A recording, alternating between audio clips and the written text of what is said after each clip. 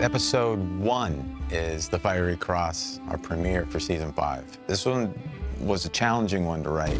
The opening of the book, Fiery Cross, a lot happens over the course of a day. But I think we did a pretty good job. I'll pat myself on the back a little bit in the sense that I thought it was, we got it all in there. Yeah, well, I think that the difficulties Matt said was the gathering took up a lot of space in the book. Per our normal kind of TV Outlander style, we wanted to change it up and move the gathering to Fraser's Ridge and show up the big house, which is truly big. It's a big house. One of the things I remember saying to Gary when we went to the location and plotted out the land, and I said, now, it's just called the big house, Gary. That doesn't mean it has to be a big house. And then he let that go in one ear and right out the other, and it became a big house. But it's magnificent. I mean, it is a beautiful it's house. Beautiful, and the land we found is so gorgeous, and some of the tracking shots we used and see it established is pretty amazing. One of the things that is really special about Outlander is that we can show people in character moments being a family and being a community, and we wanted to actually show that. It's just not always bad times. You know, you have to show some of the good times to balance out the drama. So we wanted to have a big wedding, and Roger and Bree getting married, and we wanted to have the whole family there. It was the way of making the gathering more about the wedding than the gathering.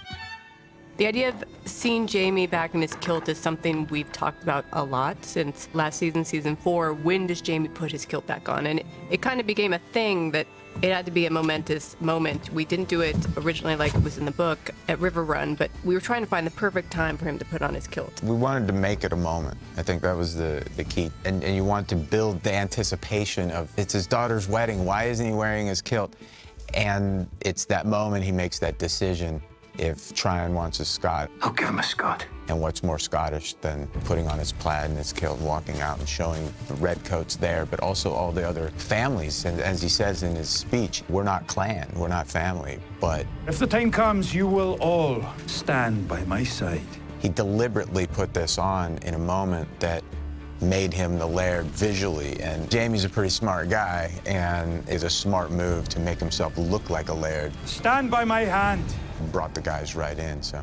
Well, also, I feel like in season 4, there was this idea of trying to assimilate into this new country. And you never leave your Scottishness behind, but still trying to kind of start a life anew. And this seemed like a fitting way. I do think the actors missed it. I think certainly Sam was very excited to put it back on. Oh, yeah, we had to tear it off of him. Yeah, exactly.